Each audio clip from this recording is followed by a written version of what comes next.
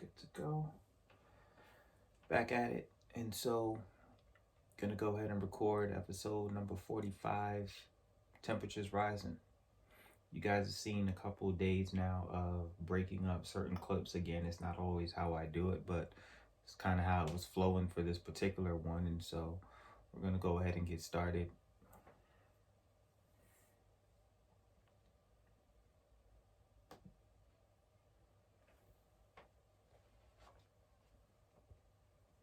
What's going on? What's going on? It's your boy Gamal. Welcome back to the podcast. This is the Clean Your House Music Podcast.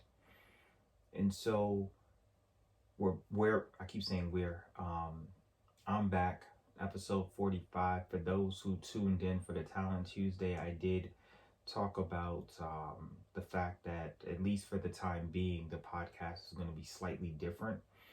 And for those who did not check out the Talent Tuesday and tune in just for the regular episodes, E hit me up a couple weeks ago and said that he needed a break from the podcast, and not really sure if the break was going to be permanent or not, but he told me to go ahead and continue doing the podcast. He still loved it, loved what it stands for and what we're trying to do, or what we were trying to do with the podcast, but that for the foreseeable future, he wasn't going to be a part of the podcast or be able to continue. And he said he had to deal with some personal things, and I respect and understand that, because again, we took a 6-month break so I could work on my marriage, somewhere 4 or 6 months or whatever that was. And I know that was probably hard on him, because I do all the recording, the editing, the mixing, the uploading of the podcast, and so it'd be kind of hard to, I guess, for him to do it during that time frame. And I did ask him if he, we all went in half on it together, if he wanted, part of the equipment, or he wanted me to buy it out from him or anything like that. And he said no. And so I'm going to be doing it. It's going to be solo, so hopefully these episodes will be a little shorter. Not having E to bounce off topics and ideas and conversations with, so it's going to be a little different.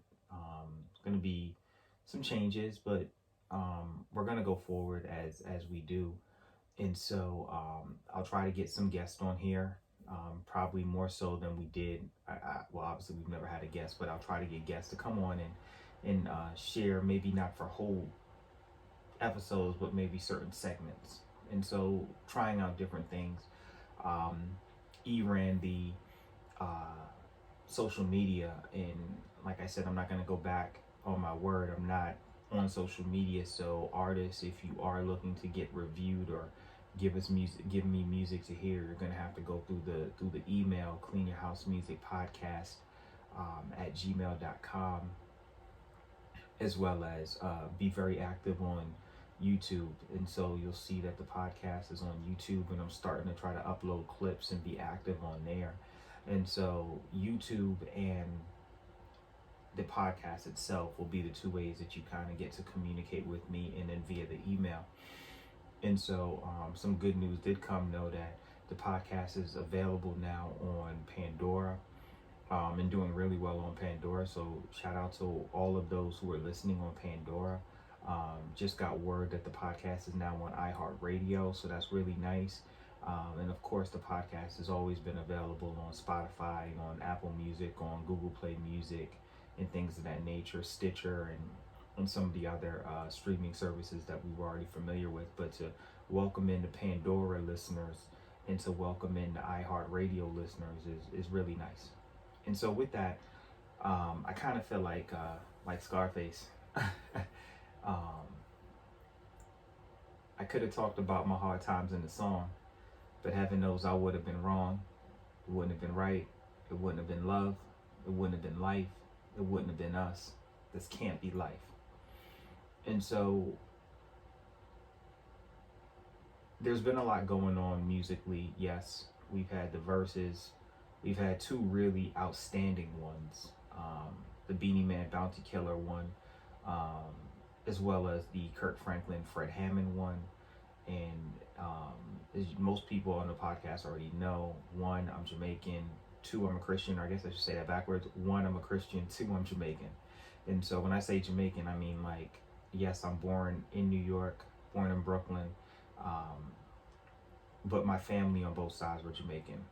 And so everyone is Jamaican. Myself, my brother, my cousin, my uncle, I don't think I'm leaving anybody out, are the only ones in my entire family on both sides, father, mother, who did not marry Jamaicans. And so that lets you know, like we are Jamaican 100%, as well as being a Christian. And so I was very pleased that those were the two best verses, and then the one that was bad was the 112 Jagged Edge. And then obviously DMX had words for Lloyd Banks that he retracted, rightfully so, because Lloyd Banks is really good in coming when you talking lyrics and things of that nature. And so, but that's not what we're going to talk about today. And so, you've been on the podcast before. We've discussed many different things. Just 2 episodes ago, we were talking about the Ahmaud Arbery situation, realizing, but not realizing so quickly we would be here with the George Floyd situation. And then in previous podcasts, we have discussed things of the prison reform that Meek and Jay-Z were working with in conjunction with the New England Patriots owner and the Philadelphia 76ers owner, or Philadelphia Sixers owner. And so we've never shied away from talking about what's going on with real life issues. And I know that I'm missing some episodes that dealt with some of this stuff before too, but I have no problem dealing with that. And so here we are again.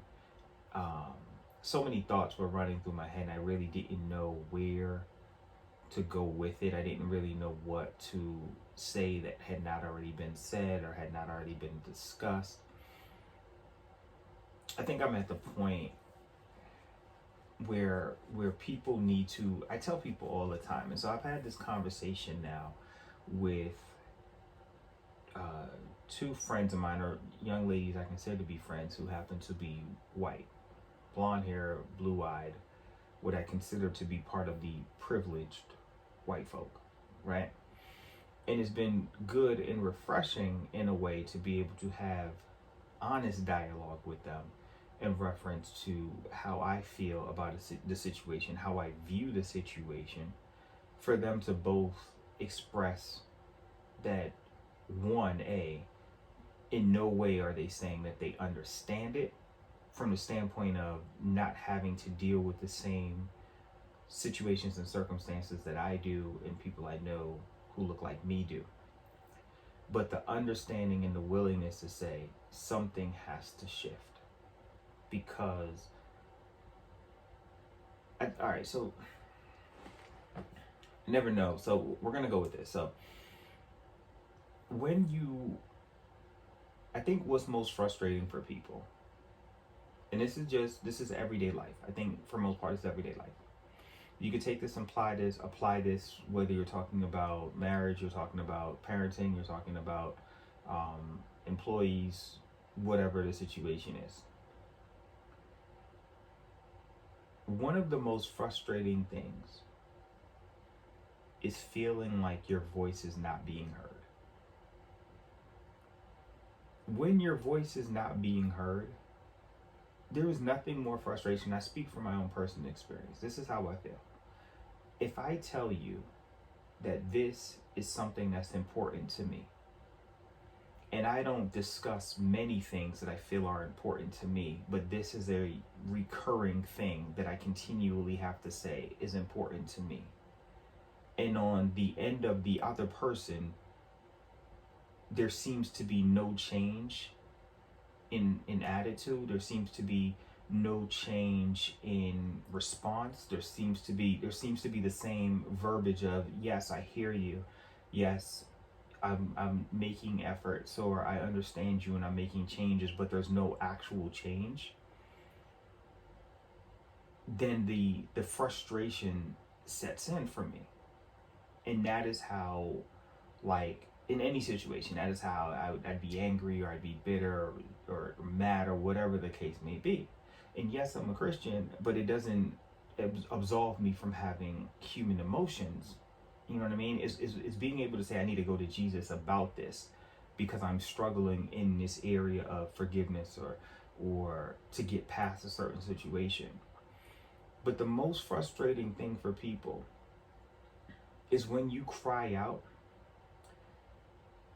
It's not always about telling people, I need you to understand to the degree that I am speaking, as much as, can you acknowledge that even though you don't fully get it, and it may not be real for you like it's real for me, it's still real for me. If you can't acknowledge, because really what you're saying is, my feelings don't really matter. And so when you're saying my feelings don't really matter, you're completely disregarding what's real to me. Now, people can differ on facts, right? In any relationship, people will differ on facts. What people cannot differ on is telling an individual how they feel, or how they should feel about a said situation.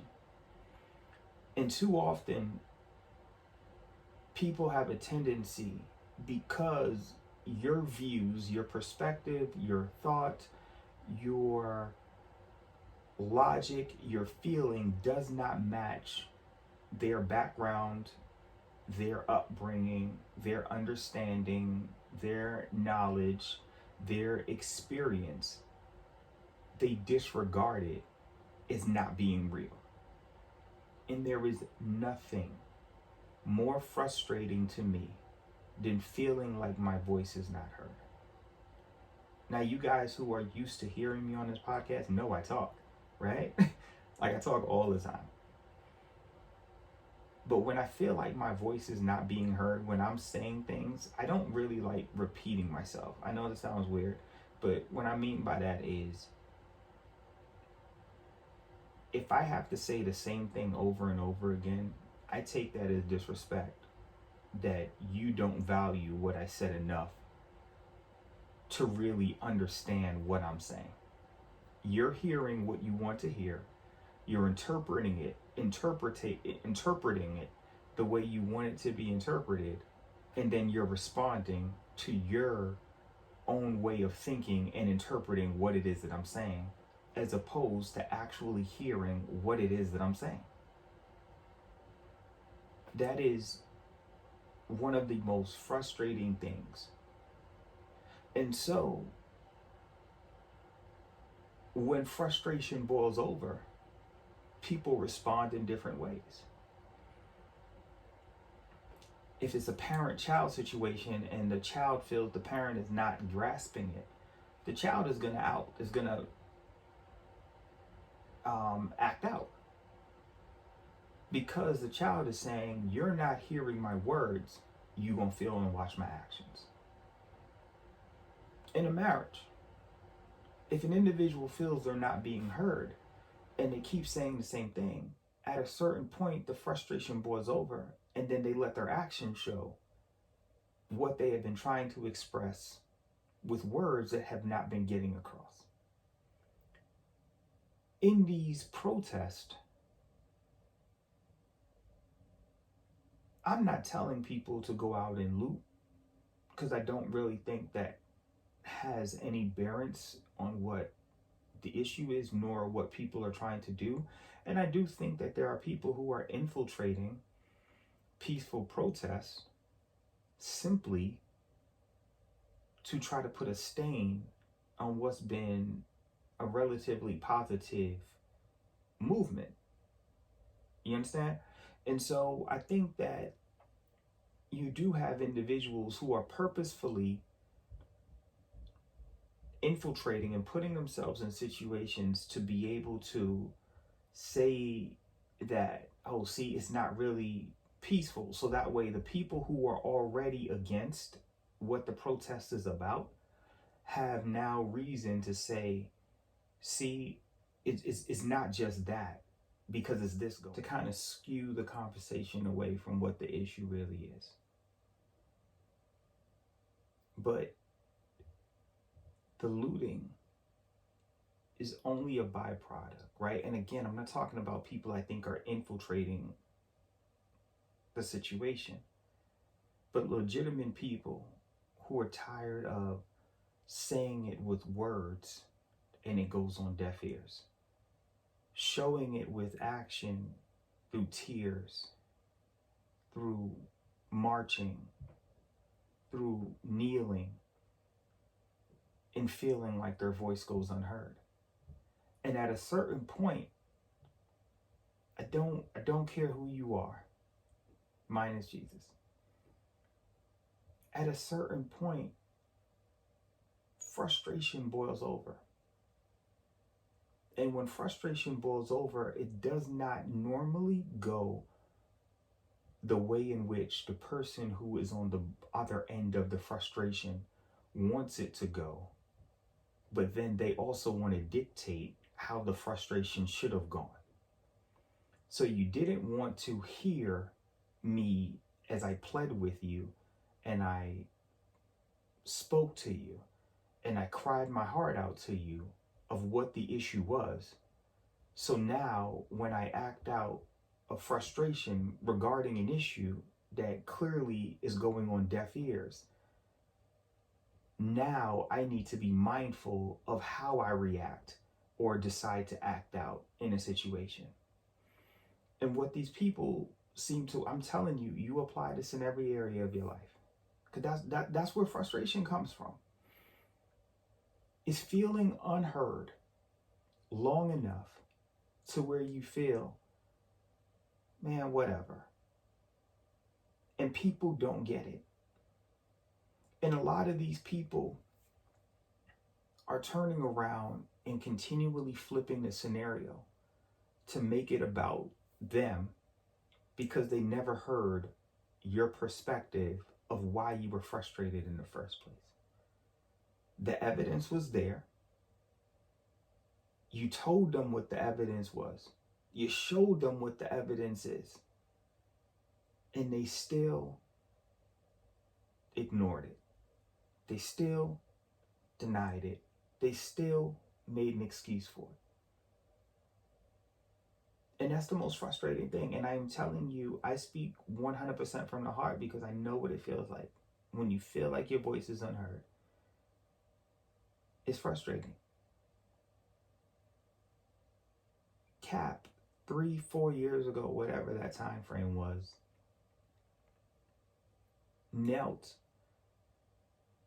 because the flag meant something different to him than it did to someone else. And then we just heard Drew Brees today, who I was never really a fan of anyway. I think he was overrated to begin with, but that's a different scenario. That was just, his football, whatever. I think he's a stat guy and he's piled up all these stats and people love stats. But watching him play, I never thought that he was as good as Brady, who is legit good, Manning, who is legit good. I just thought that he was a little overrated, never was in that class. But here he goes with his comments about shifting the protest into something about his grandfathers. Like his two grandfathers, or white people, are the only people who fought in wars. I know people who fought in these wars. I know people who have different titles within the different branches of government who are black. But people came home from fighting wars and did not receive the same respect, the same accolade, the same admiration, the same love as the white counterparts. And that's a real thing. But to be at this point, to see everything going on, and for him to still be on some is disrespecting the country and is disrespecting the country. Is supposed to be the land of the free, home of the brave. But that land of the free and home of the brave is only really set up for a certain demographic of people. And if you don't fit within that bubble of people, that don't mean the same thing for you. It's a completely different thing. And the fact that he does not at least understand, and you know what, let me not say that. Because I don't think Drew Brees is ignorant, nor do I think that he is slow in any way to understand. He is 100% making a living going into the Hall of Fame on the strength of black players assisting him, catching his balls, running his routes, blocking for him, running for him, in a city that is predominantly black, that buys his jersey and goes to the games that he plays at and supports him in whatever endeavors he must have commercial wise in that city, and whatever sponsorships he must have, that I am sure a ton of black people are supporting. Right? But I try to help people understand this. You're always going to be black. I think sometimes people lose sight of that.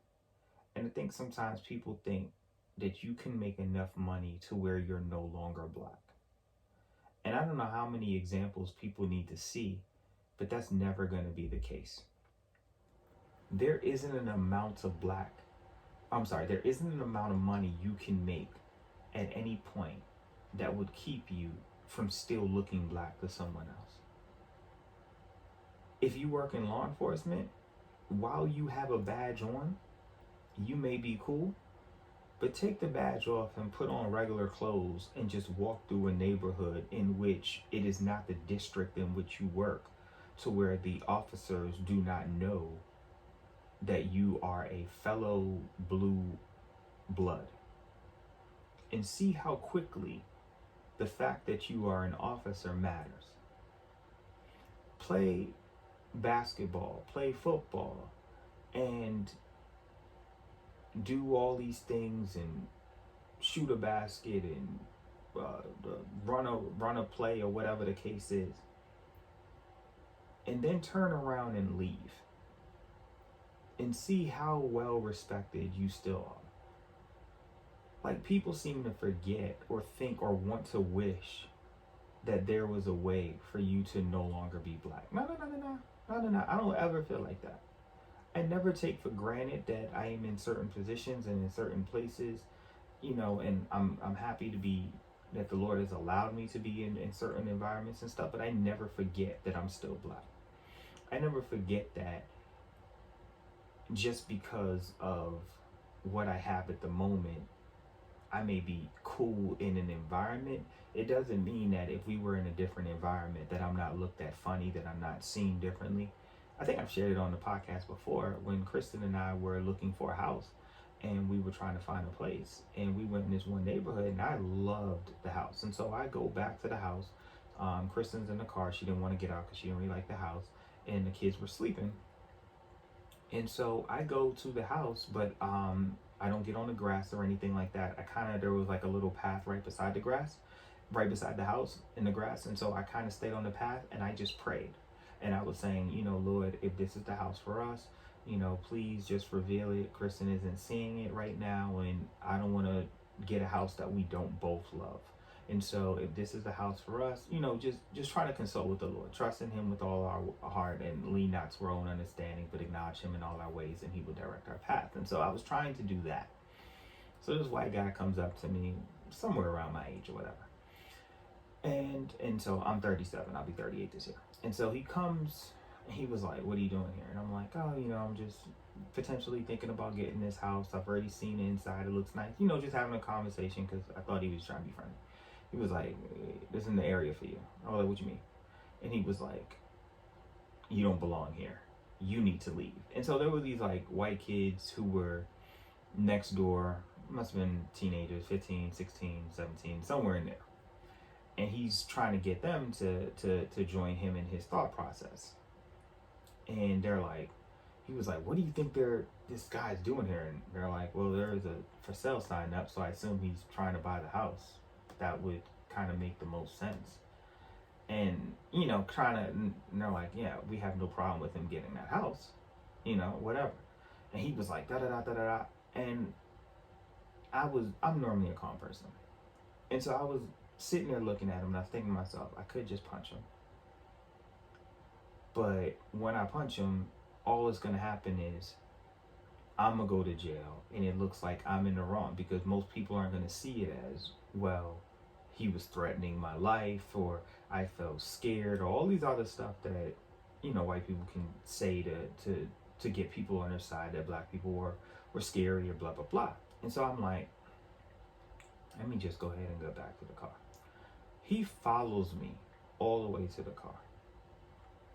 And so Kristen is thinking, because, I can be talkative, and she thought, oh, here he goes. He done made a friend, and they're talking, blah, blah, blah. Only for me to get in the car and him to be yelling at this point. Now, the kids thankfully were asleep, so I did not have to explain it to them what was happening. But he's yelling, and he's like, get out of here. You don't belong here. And Kristen is looking at me, and I'm just like, what else do we expect?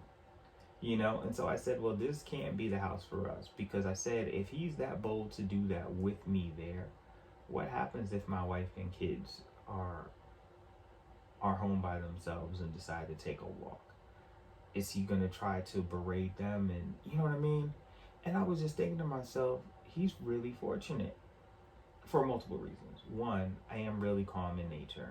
Two, I have some friends who do not take calmly to people disrespecting me. Like, at all. Like, I have friends who legitimately do not take kindly to someone getting out of line and trying to disrespect me. And they handle situations like that. And I'm like, if I was with somebody else, the situation could have gone differently. If I was somebody else, the situation could have gone differently. At the end of the day, I just said, you know what, Lord, prayerfully, change his heart, or put somebody in place who can open up his eyes that we're all people. But there is the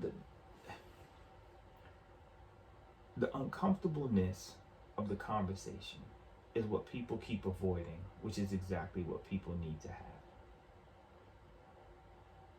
The country's racist.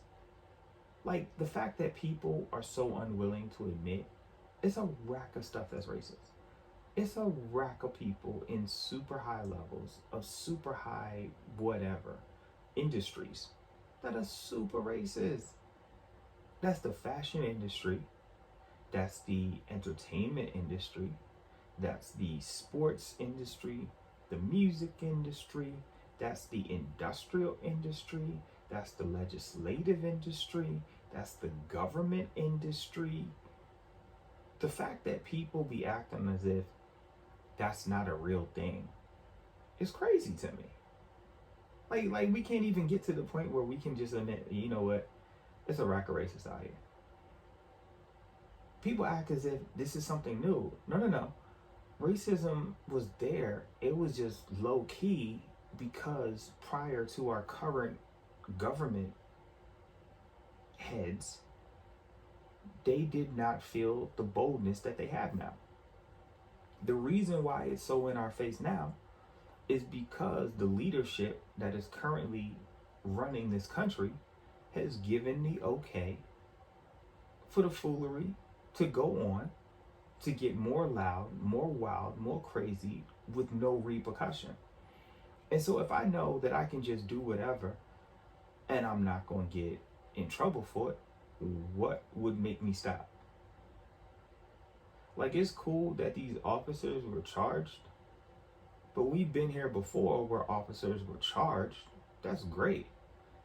Now, if the officers were black, I'd be like, all right, well, we know they're going to jail, but they're not. And so I don't know if charge means they're going to jail. It just means at the moment they're charged. And at the moment they're charged, because the outcry was so great, Because at one point, the 3 additional officers weren't charged, and now they're charged, but they're charged now because of protest. So if there was no protest, there would probably be no charge. The main officer went from a, what is it, 3rd degree murder or whatever you want to call it, to now 2nd degree in manslaughter. But that is only in the recent days. And so that's really not even saying it. There's a video which I refuse to watch. I just don't feel like I need to see that. Of a man getting his neck stepped on for 9 whole minutes, right? And the video alone wasn't enough to make everyone get charged and the charges be higher. Like, think about that. The video enough was not enough. It took people feeling a level of unrest, injustice, frustration, anger, bent up feelings, emotions, and all these things. It took all of that and a rack of people, black, white, Asian, Middle Eastern, Indian, Latino, whatever. It took a rack of different nationalities, creeds coming together and making such an uproar that the ones who have the power felt we got to do something more than what we're doing. It's the Ray Rice situation. Ray Rice only received the punishment he received because there was a tape. When there was no tape, he didn't even get, I don't even think he got suspended a game. But then the tape surfaced, and it wasn't just the hit, it was the hit, the stand over her, the coldness of how it looked, that it was like, oh crap. The outcry from people made it so that it needed to be more. And then it became this, oh, we're laying down the law, but the NFL's been phony, man.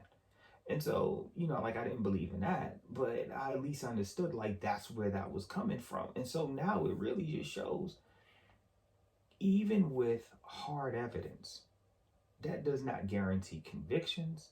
That does not guarantee even that charges are met or that charges are looked at as legitimate. You know what I'm saying? Like, with in the Arbery case, those white guys were free for 2 whole months until the video came out. And then the uproar came, and then they're like, all right, well, I guess we gotta kind of arrest these guys. But they had killed them was just strolling around living life. And so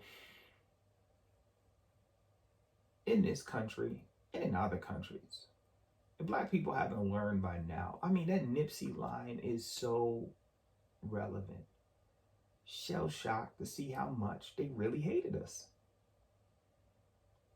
That's a real thing. Shell shocked to see how much they really hated us. Like, when you feel like you think someone, like, I don't think this person likes me, but you don't realize to the extent.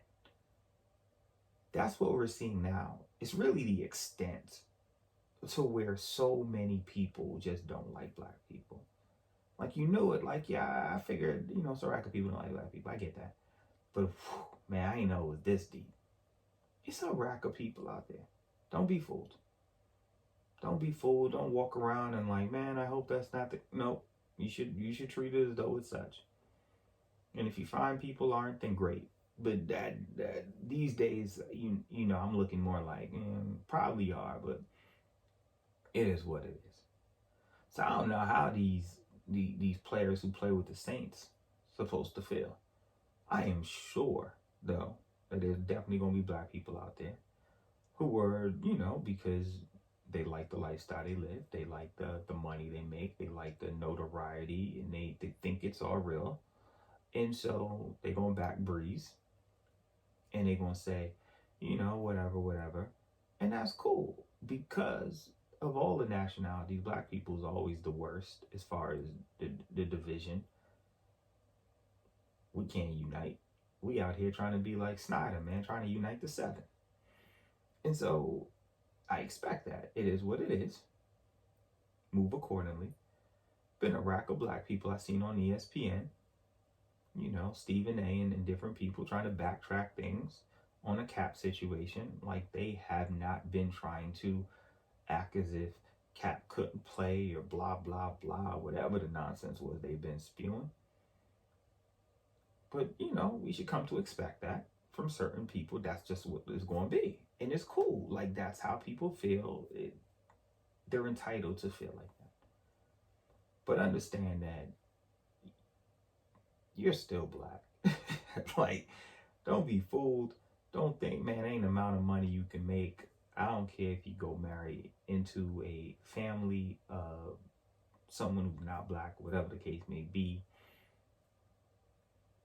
Everybody ain't for you.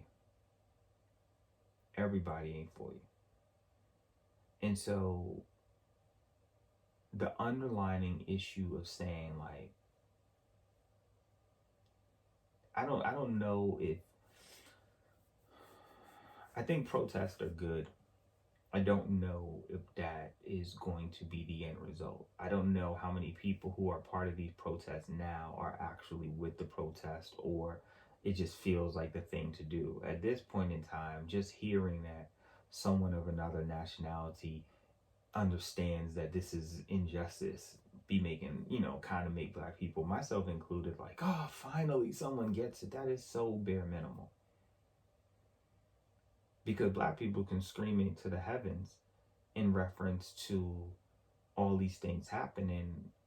But until more white people, right, start speaking up, and Asians and Middle Easterns and Latinos and other nationalities, because what they're saying is it's not me this is happening to, and so they don't really speak up against it. But when more people speak up against it, that's how change can happen. But even more important than that, the need to pray, and it's not to sound cliche or anything, but the Bible talks about wicked things in high places. What's a high place? Well, people in law enforcement, people in government, people in legislatives and lawmakers and all these things that run the country. It's a lot of wicked stuff that take place in there. And the heart has to be changed. We keep expecting people to change because they will see the hurt and the pain. And again, going back to the conversation I started with, that doesn't work. Trying to get someone to understand, to feel your pain, who only sees it from their perspective, will never get it. The heart has to be changed. The heart has to be penetrated to stop seeing it from their perspective and be able to and willing to see it and hear it from your perspective. And only God can change the heart. We not changing nobody's heart. I expect things to probably get even worse as the days, the weeks, the months, the years, the decades go on. But people's hearts ain't changed. So it don't matter how many times you see it. If your heart ain't changed about it, it ain't gonna make no difference. And so, yeah. It is what it is, man. It is what it is. And so,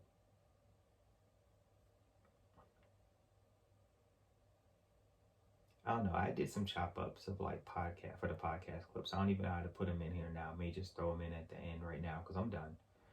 And kind of blend it with some of the things. But the temperature is rising. It's getting at boiling points. And something has to change.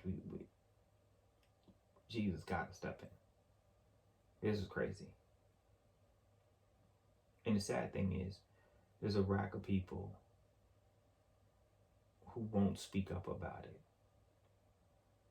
but to speak up about other stuff that are insignificant and irrelevant and meaningless,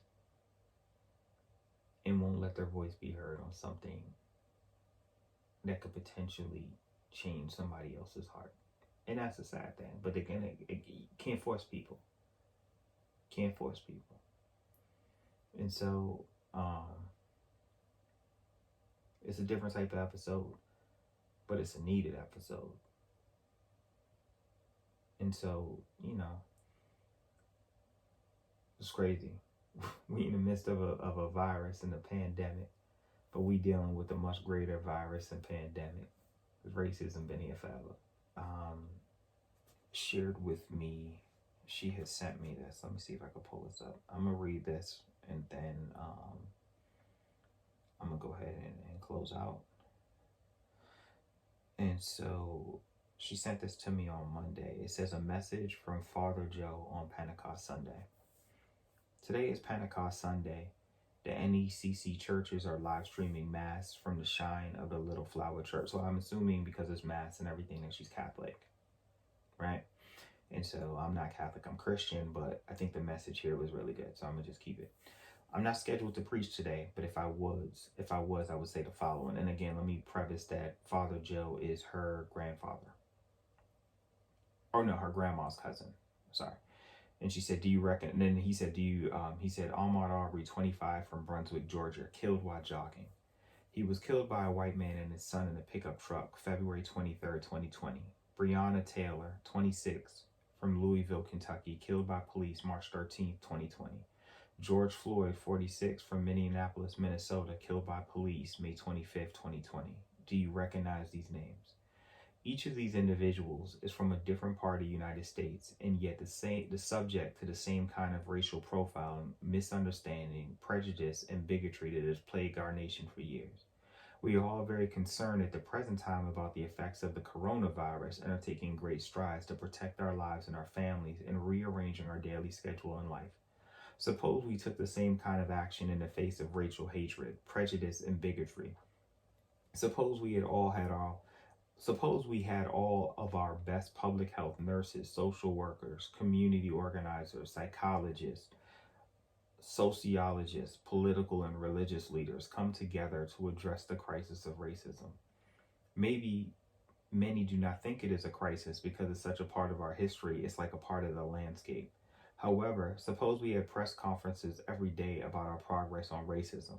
Suppose all of the social media had charts showing the increases or decreases in racial hatred so that we would know when it is safe to go back into the streets, shopping districts, restaurants, schools, and houses of worship. Suppose all of our best minds in the nation were working on a vaccine to overcome racism. Suppose until racism was overcome, we had to wear masks so that no one could tell who we really are. America has had underlying health conditions for a long time, and with racism constantly on the neck of America, it cannot breathe, and it is dying to. George Floyd speaks for all of us. We can't breathe. We are in a desperate time, and we cannot wait for experts to discover the racial vaccine that will make a difference. We have to go to the Word of God and begin to make the difference ourselves. On Pentecost Sunday, the frightened apostles hiding in the upper room were sent out by Jesus. They were initially reluctant to go, but Jesus was saying, you have to go because there is life on the other side of your fear, and you will be instruments of that life. We have to realize that when it comes to racism in this nation, we are the disease. However, with the Word of God, we can be the vaccine. In Barack Obama's presidential inaugural address on January 20th, 2009, he said, because we have tasted the bitter swill of civil war and segregation and emerged from that dark chapter stronger and more united, we cannot help but believe that old hatreds shall someday pass, that the lines of the tribe shall soon dissolve, that as the world grows smaller, our common humanity shall reveal itself. Brothers and sisters, I hope there is still time. Father Joe Muth. And so with that, we're just going to go ahead and end the podcast. As always, hope you guys have a wonderful, blessed, productive, stress-free day, weekday, weekend, whatever, everything. Till next